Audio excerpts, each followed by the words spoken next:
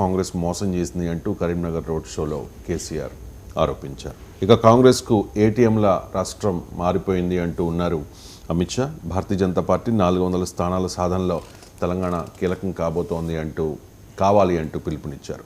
కమలాన్ని గెలిపించేందుకు ప్రజలు సిద్ధంగా ఉన్నారు కిషన్ రెడ్డి. రాష్ట్రంలో మెజారిటీ స్థానాలు మావే. సీఎం రేవంత్ తీరు చూసి ప్రజలు నవ్వుకుంటూ ఉన్నారు. హామీలు అమలు చేయనందుక ఆయన అంటోన్న రెఫరెండం, విభజన హామీలపై మాట్లాడే నైతిక హక్కు కేసీఆర్కు లేదు. మరోసారి మోదీ అనేది జన నినాదం. అభివృద్ధి, సుస్థిర పాలనకు భారతీయ జనతా పార్టీని ఆశీర్వదించండి అంటూ తెలంగాణ ప్రజలకు కిషన్ రెడ్డి పిలుపునిచ్చారు. ఇక తొలుత రైతు రుణమాఫీ అంటూ ఉన్నారు రేవంత్ అండ్ రాహుల్. కేంద్రంలో అధికారంలోకి రాగానే అమలు. ఆగస్టు 15 నుంచి 30 లక్షల ఉద్యోగాల భర్తీ. బిలియనీర్లకు మోదీ సర్కార్ మాఫీ చేసిన డబ్బును పేదల ఖాతాల్లో వేస్తాం అంటూ నర్సాపూర్, సరూర్ నగర్ జనజాతర సభల్లో కాంగ్రెస్ అగ్రనేత రాహుల్ గాంధీ హామీ ఇచ్చారు. మరో కామెంట్ కూడా చేశారు. కాంగ్రెస్ కృషితోనే విశ్వనగరంగా హైదరాబాద్ మారింది. భారతీయ జనతా పార్టీకి ఓటేస్తే రిజర్వేషన్ల రద్దుకు అంగీకరించినట్టే అంటూ ఉన్నారు సీఎం రేవంత్ రెడ్డి. మోదీ మరోసారి ప్రధాని కాలేరు. ఎన్నికలు ఆయన చేజారిపోతూ ఉన్నాయి. దృష్టి మళ్లించడానికి ఏదో ఒక కొత్త డ్రామా చేస్తూ ఉన్నారు అంటూ రాహుల్ గాంధీ ఆరోపించారు.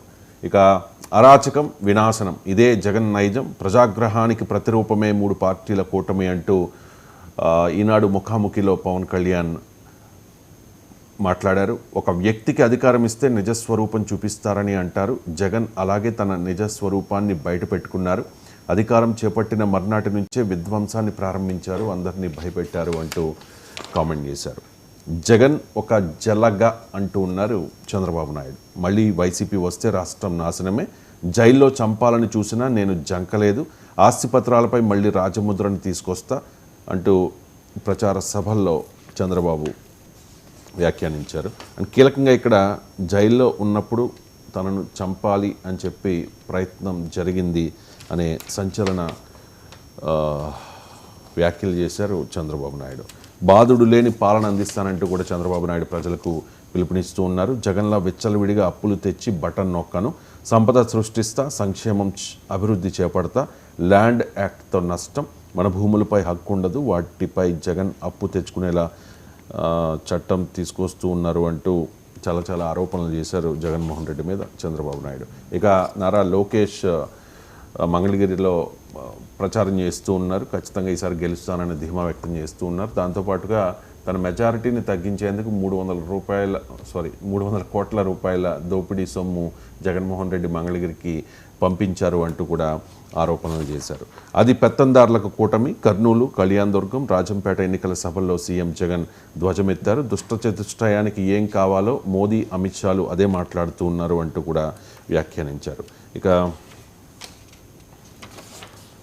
చంద్రబాబు కుట్రలకు హైకోర్టు బ్రేక్ వేసిందనే వార్తను సాక్షిలో చూడొచ్చు.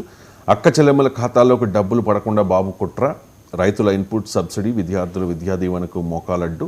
ఎన్నికల కమిషన్పై ఒత్తిడి తెచ్చి నిధులను నిలిపేసిన బాబు. రాష్ట్ర ప్రభుత్వం హైకోర్టును ఆశ్రయించడంతో ఊరట కలిగిందనే వార్తను సాక్షిలో మనం చూడొచ్చు. ఇక ముస్లింల సంక్షేమానికి టీడీపీ పెద్దపీట వేస్తుందని చంద్రబాబు నాయుడు హామీ ఇచ్చారు. జమాత్ ఉలేమా ఏ హింద్ ప్రకటన. ఆ పార్టీ బలపరిచిన అభ్యర్థులకు ఓటేయాలని పిలుపు. జగన్ పాలనలో ముస్లింలు అన్ని విధాలా నష్టపోయారని ఆవేదన. మరోవైపు సాక్షిలో ఒక ఇంట్రెస్టింగ్ వార్తను చూడొచ్చు. ఒక జాతీయ మీడియా సంస్థకి ఇచ్చిన ఇంటర్వ్యూలో పవన్ కళ్యాణ్ చేసిన వ్యాఖ్యలకు సంబంధించిన వార్తని సాక్షి హైలైట్ చేస్తోంది. కాపులు, ముస్లింలకు రిజర్వేషన్లు అక్కర్లేదు. ఒక ఇంగ్లీష్ టీవీ ఛానల్ ఇంటర్వ్యూలో పవన్ సంచలన వ్యాఖ్యలు అనే వార్తను చూస్తూ ఉన్నాం. ఆ రిజర్వేషన్లు ఇవ్వడం సాధ్యమే కాదంటూ వ్యాఖ్య. వాటి అమలు కన్నా ఉపాధికి ఉపయోగపడే నైపుణ్యాల్లో యువతకు శిక్షణే మేలని వెల్లడి. ముస్లిం రిజర్వేషన్లపై బీజేపీ పెద్దల ప్రకటనకు జనసేన అధినేత మద్దతు. వారి ప్రకటనపై తనకు ఎలాంటి నిరాశ, ఆందోళన లేదని పవన్ కళ్యాణ్ చెప్పారనే వార్తను సాక్షిలో చూడొచ్చు. ఇక పద్మ విభూషణ్ అందుకున్నారు చిరంజీవి. వైజయంతిమాల కూడా 9 మందికి పద్మభూషణ్, 55 మందికి పద్మశ్రీ పురస్కారాలు ప్రదానం చేసిన రాష్ట్రపతి ద్రౌపది ముర్ము. ఇక చివరిగా అయోధ్యకు తాళం వేస్తాము అనేది పచ్చి అబద్ధమని క్లారిటీ ఇచ్చే ప్రయత్నం చేశారు ప్రియాంక గాంధీ.